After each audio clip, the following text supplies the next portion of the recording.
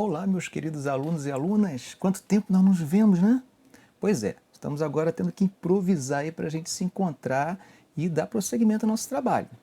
Nessa aula de hoje, eu vou fazer uma mini revisão dos assuntos do nosso primeiro livro, para que a gente possa ficar bem preparado e relembrar algumas coisas que esquecemos para poder seguir adiante, tá? Espero a paciência de vocês. Vou colocar junto com esse vídeo alguns exercícios. Não se esqueça de fazer os exercícios do livro e também de fazer os exercícios que eu vou sugerir para vocês, tá? Vou colocar um link com várias questões para que vocês possam exercitar. E aí a gente possa, a partir da semana que vem, dar continuidade a esse conteúdo, ok? Vamos lá. Nosso primeiro assunto, não sei se vocês lembram, nosso primeiro assunto falava sobre teoria da história. Foi aquela pergunta, o que é história? É claro que nós tivemos aquele momento de conversa inicial, mas falando de conteúdo, nós falávamos da teoria da história, qual a importância da história, como que a história surge, como que os indivíduos começam a discutir essa questão de se preocupar em escrever uma história. Sabe que é uma curiosidade entre os homens para conhecer o seu passado. Discutimos a partir daquela questão dos antepassados, falamos da história dos mitos como forma de explicar esse passado. Muito bem. Na Grécia, nós vamos ter, a partir de Heródoto, aquela história mais ou menos como nós conhecemos hoje, o registro histórico dos fatos realmente. Antes disso, existiam alguns relatos. Grande parte desses relatos estavam ligados aos éditos dos governos, àqueles documentos oficiais, e a datação desse período é meio problemática. Nós temos uma espécie de tempo diferenciado aí, que ele é mais ou menos sequencial, mas não é linear. Então você associava muito tempo aos reis, como por exemplo assim, no 5º ano do rei Dário, no ano em que morreu o rei Uzias. Essas explicações que estavam ligadas a uma temporalidade, mas ainda uma temporalidade que, embora fosse sequencial, não era linear. Né? A partir de Heródoto, Heródoto tem uma grande curiosidade. Então ele vai dizer assim, nós temos que escrever, registrar os grandes feitos dos grandes homens para que os grandes feitos dos grandes homens não caiam no esquecimento. E aí Heródoto vai começar a fazer registro. Para ele, a única forma de registrar a história seria vendo. Então, para ele é importante a chamada autópsia. Ok? Bom, a partir de Heródoto, nós temos Tucídides também, que vai escrever e vai desenvolver uma história um pouco parecida com o que nós conhecemos hoje. Mas a história que se aproxima realmente do nosso modelo que estamos hoje vai começar a ser produzida mesmo no século XIX. Então nós podemos identificar no século XIX vários elementos pensando a história, mas dois a gente destacaria.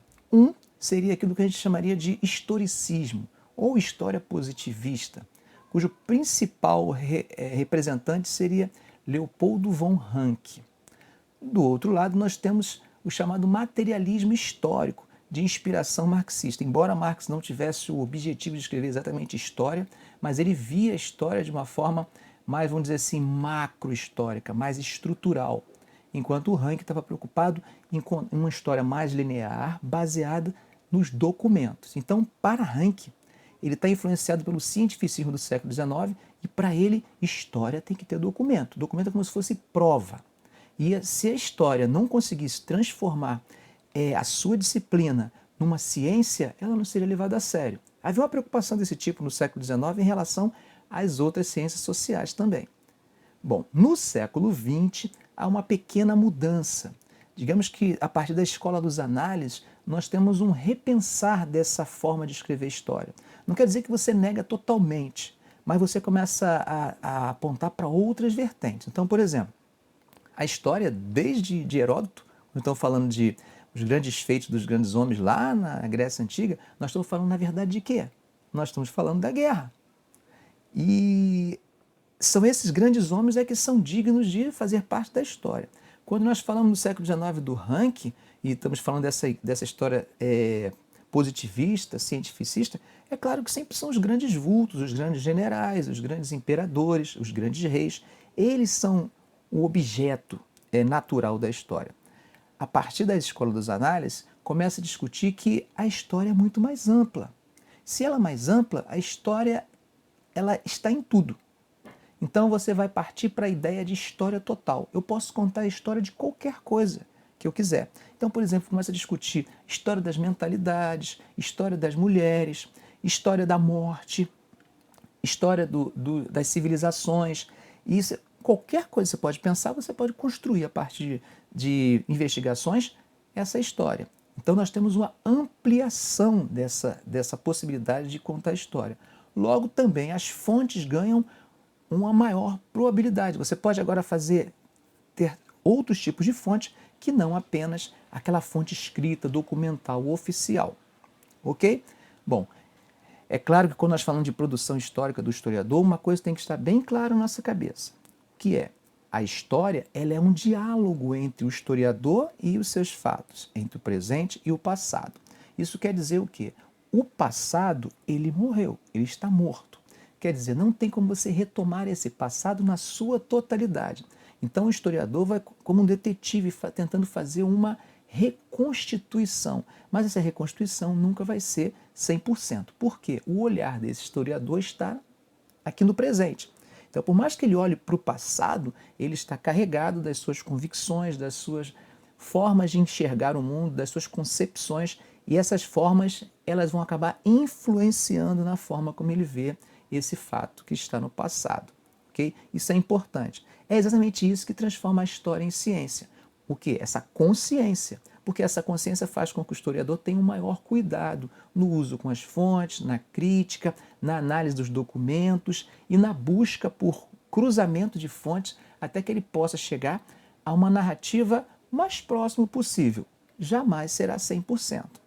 Ok? Bom, gente, partindo desse princípio, dessa discussão inicial que é importante da história, nós podemos falar agora das principais teorias que vão explicar a presença do homem no planeta.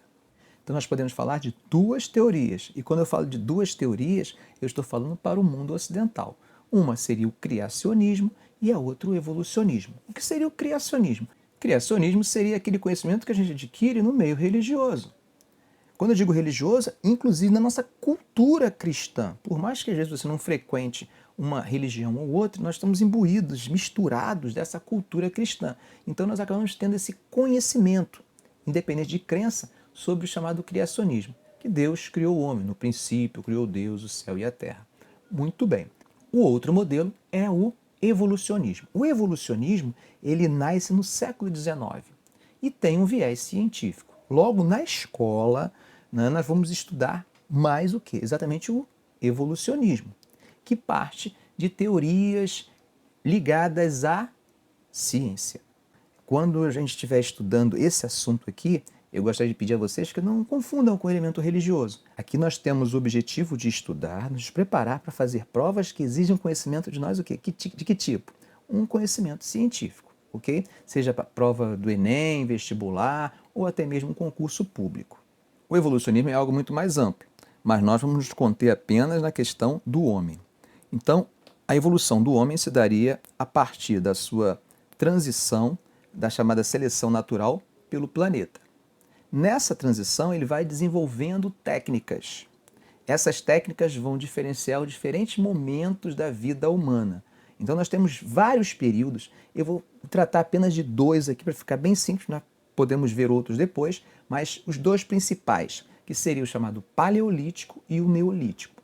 O Paleolítico, que seria o mais antigo, é conhecido como o período da Pedra Lascada, enquanto o Neolítico seria o da Pedra Polida. É como se você pudesse usar ferramentas rústicas num período e no outro você já consegue fazer com que essas ferramentas sejam polidas, você pode fazer lâmina com essas pedras.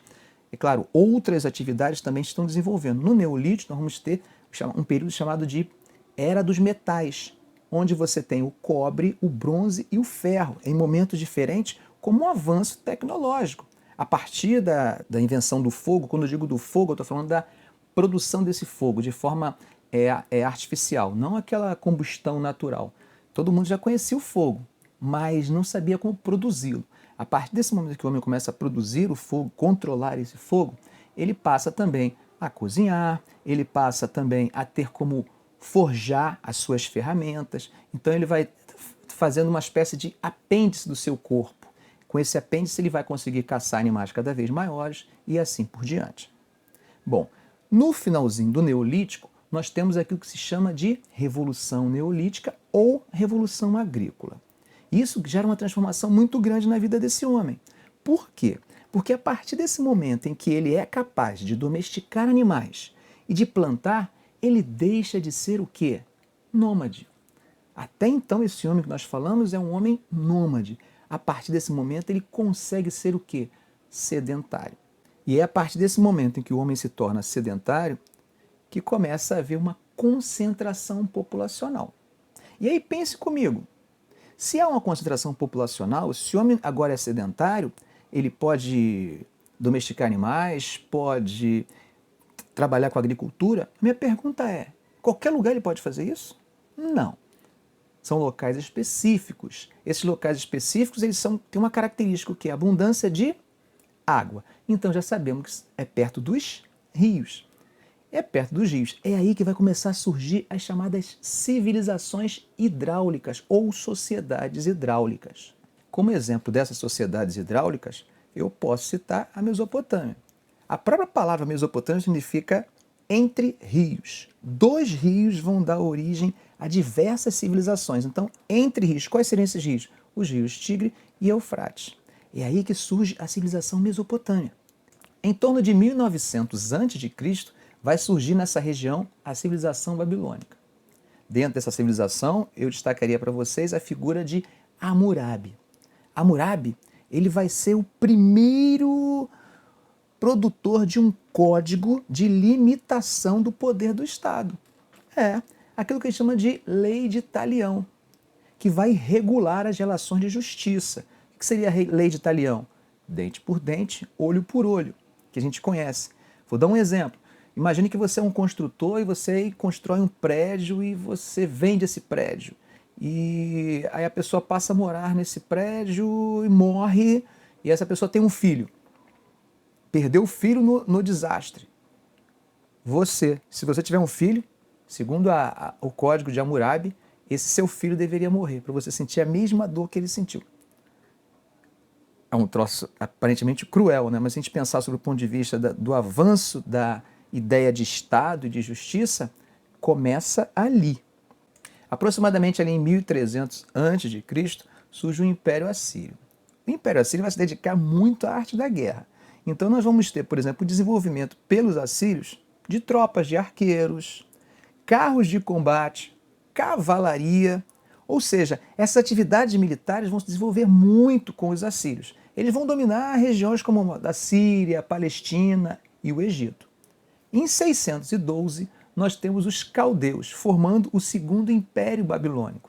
O grande destaque que eu daria para vocês seria o rei Nabucodonosor, famosíssimo, que inclusive aparece num dos livros da Bíblia.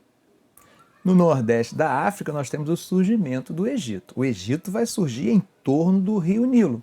Não é por acaso que Heródoto diz que o Egito é a dádiva do Nilo. O rio é muito importante, como dissemos, e não são apenas esses 2 casos, poderíamos citar outros. Por exemplo, o rio Jordão, importante para os hebreus, o rio Amarelo para os chineses, o rio Gande para os hindus, os indianos. Nós temos o rio Congo na África. Então, esses rios realmente são importantíssimos. No Egito, nós temos a formação de grupos étnicos marcados pela questão sanguínea, familiar, formando os chamados nomos. Esses nomos eles vão encontrar grande dificuldade de controlar o rio, porque o rio era temperamental. Tinha ano que ele avançava muito, tinha ano que ele recuava. Isso dificultava a questão da plantação, né, e essas inundações que aconteciam. Então era necessário domesticar esse rio, conhecer esse rio, estudar esse rio. E aí os nomos isolados eles não tinham condições de fazer isso. O que começa a acontecer é a união desses nomos. Com a união desses nomos você vai acabar formando o Egito. A sociedade egípcia ela era hierarquizada. Acima nós temos o faraó e a sua família. Abaixo, isso é muito importante, quase todas as sociedades funcionavam assim, vinham os sacerdotes. O sacerdote no Egito tinha um papel importantíssimo. Não se esqueçam que ele era um médico também. Abaixo do sacerdote tinha aqueles altos funcionários do reino.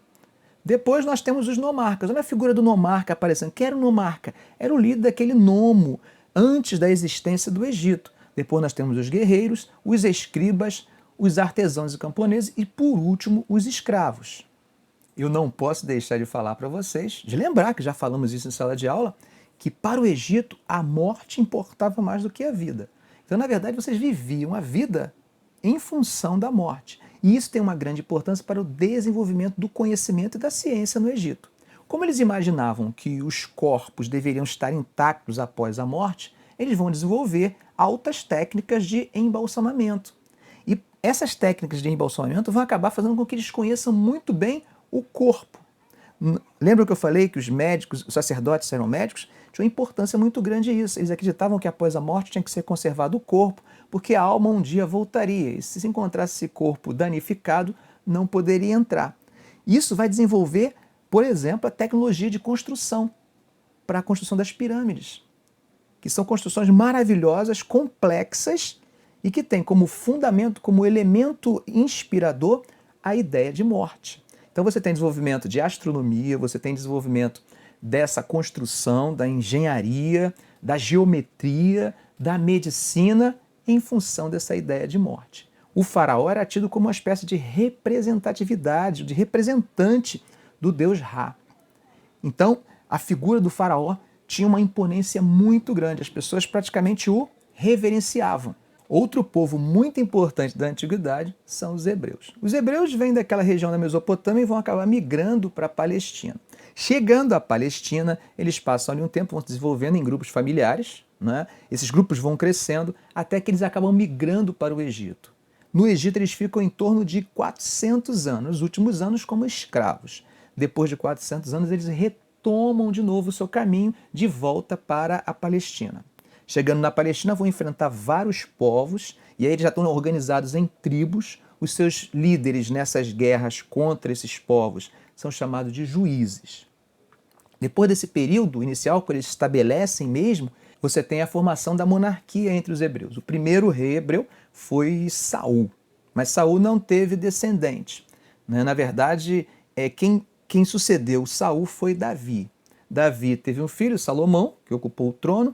Após a morte de Salomão, uma briga acaba dividindo o Estado hebreu em dois. Aí surge o Reino do Norte, chamado de Reino de Israel, com capital em Samaria, e o Reino do Sul, ou o Reino de Judá, com capital em Jerusalém.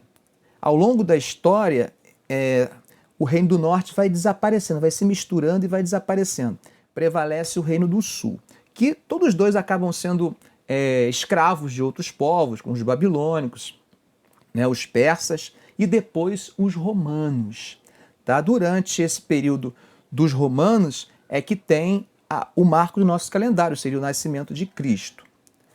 No ano 70, já da nossa era, depois de Cristo, você tem uma tentativa de controlar uma revolta dos hebreus na região. Então Jerusalém é destruída, você tem um ataque muito grande aos judeus naquela região, e aí você tem a diáspora.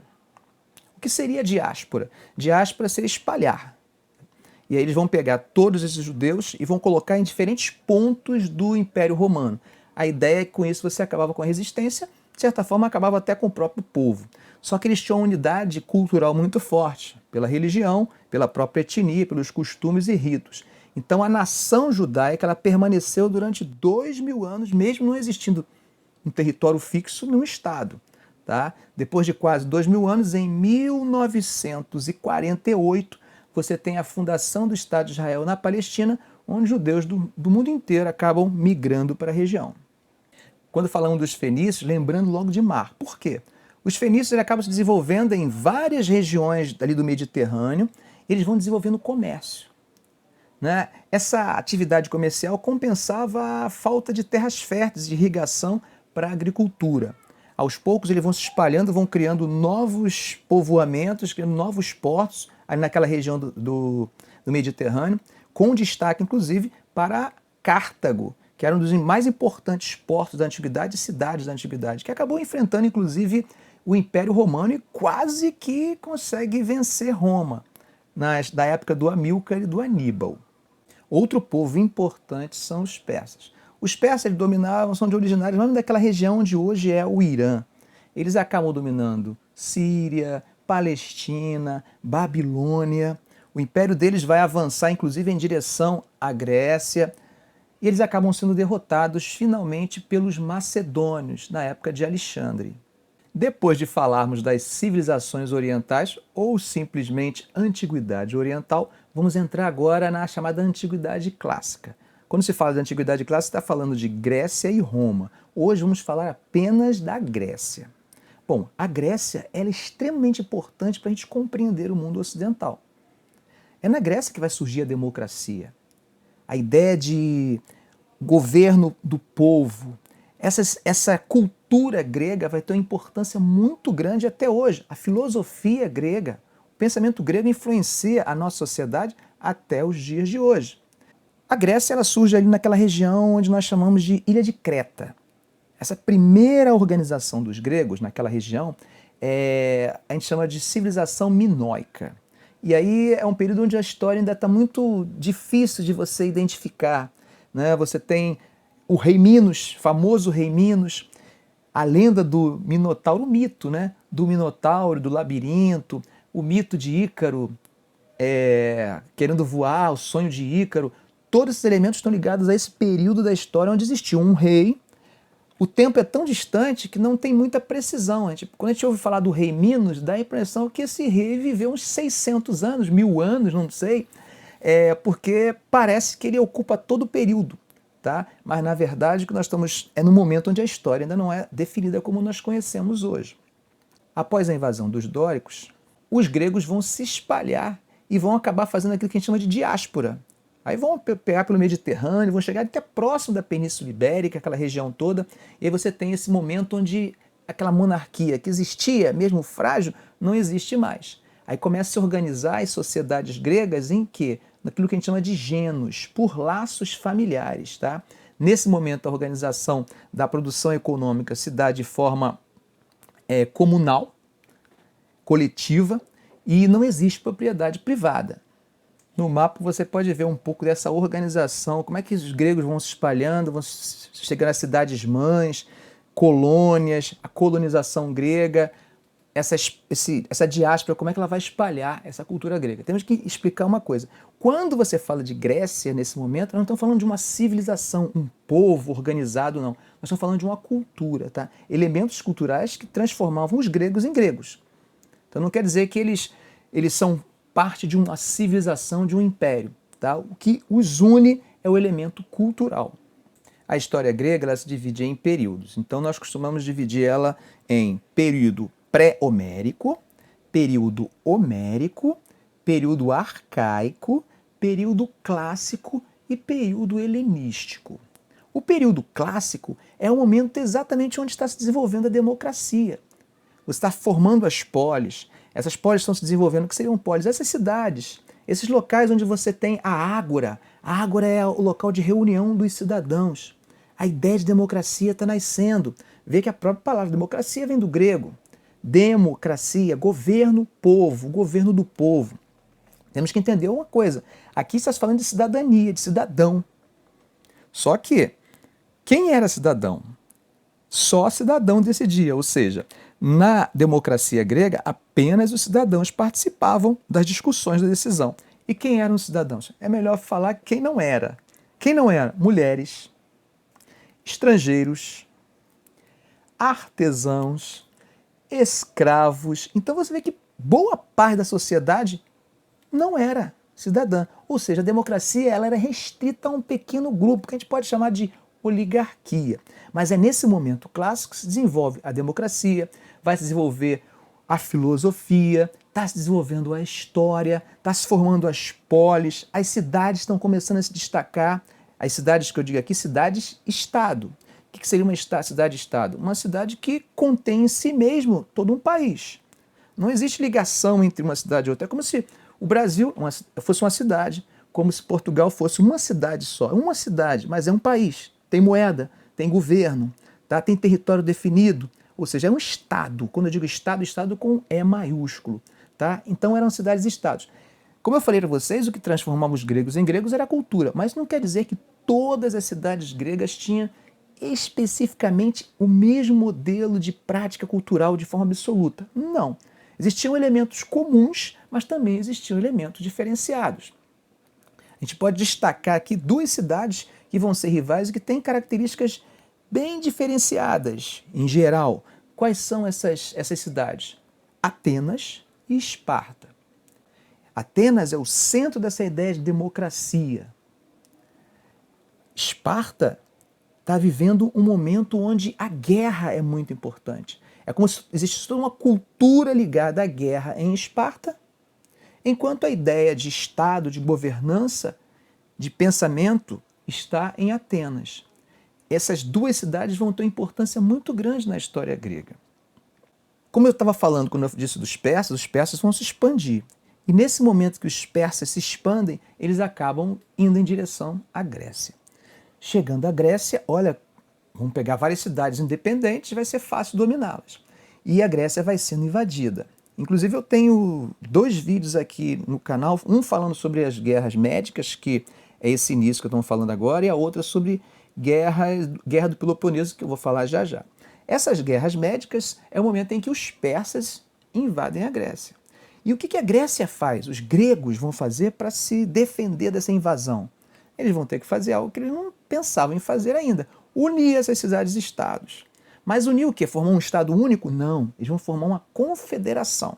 Ou seja, as cidades-estados continuam tendo a sua soberania, tá? Mas elas se unem para lutar contra os persas. E aí nós temos a chamada Confederação de Delos, que vai acabar se fortalecendo e conseguindo enfrentar os persas. Os persas acabam sendo seguros, né, contidos, vão se afastando, vão negociando, ou seja, não conseguem dominar sobre a Grécia. O problema é que a partir daí, dessa confederação, essa experiência da confederação, Atenas começa a liderar essa confederação mesmo após a guerra. E aí você tem um momento em que a gente chama de hegemonia ateniense. Essa hegemonia ateniense começa a incomodar os espartanos, que acabam fazendo o quê? Formando uma outra coligação, uma outra confederação, chamada do Peloponeso, ou Liga do Peloponeso, ou Confederação do Peloponeso. Aí nós temos agora 2, a de Delos e a do Peloponeso. Adivinha o que vai acontecer? As 2 vão entrar em guerra. E aí começa uma segunda guerra. A primeira, que é para expulsar os persas, nós chamamos de guerras médicas, porque os persas eram medo-persas. Tá? Agora você tem que eles foram expulsos, nós temos uma briga interna, uma briga entre Atenas e Esparta. E aí qual é o resultado disso? O resultado é que essa briga vai acabar enfraquecendo os gregos, tornando os gregos cada vez mais frágeis, e essa fragilidade vai facilitar quando você tem a ascensão dos macedônios. Você lembra que eu falei para vocês que os macedônios vão derrotar os persas? Lembra quando eu falava dos persas lá atrás? Então, os macedônios vão derrotar os persas e os macedônios vão invadir a Grécia. A partir desse momento você tem a Grécia sendo controlada pelos macedônios. Só que os macedônios não vão destruir a cultura grega. E aí quando eu falo dos macedônios, lembrar de Filipe II e lembrar do mais famoso, né, que é Alexandre Magno, ou Alexandre o Grande. Nesse momento, ele olha para a cultura grega e admira essa cultura. E fala, eu quero essa cultura para mim.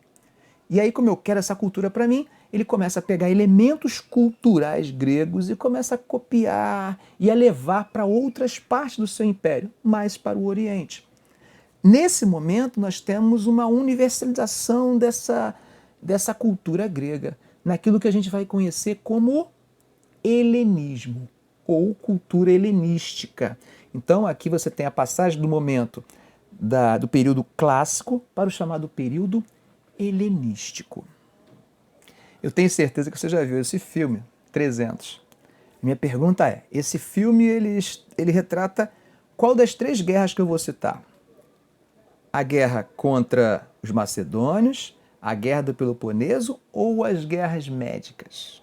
Você acertou, isso mesmo, as guerras médicas. Tá? Então 300 fala das guerras médicas. Nesse momento era uma batalha especificamente contra os espartanos. Bom, gente, eu espero que vocês tenham gostado, tá? É uma experiência, estamos tentando aí encontrar o melhor formato. E volto a dizer, não deixem de fazer os exercícios do livro, tá? Fechem direitinho, qualquer coisa vocês mandam as dúvidas, Outra coisa, não deixe de fazer os exercícios que eu vou colocar lá para vocês, tá? Para que a gente possa ter esse assunto bem dominado, bem controlado, porque volta e meia a gente vai acabar voltando. Sempre em história tem isso. Você acaba falando, você lembra daquela aula assim, assim? Ah, aí faz um sentido, tá? Então é importante que você estude bem. Aquilo que a gente costuma falar em sala de aula, que você mate o leão. Ok, gente, um grande abraço. Não se esqueça, ó, lavando a mãozinha. Quando chegar, se for a rua, só em último caso, chegando a casa, limpa o sapato, deixa o sapato lá fora, ou então lava a solinha do sapato. Muita saúde que a gente tem que voltar logo, ok? Um abração.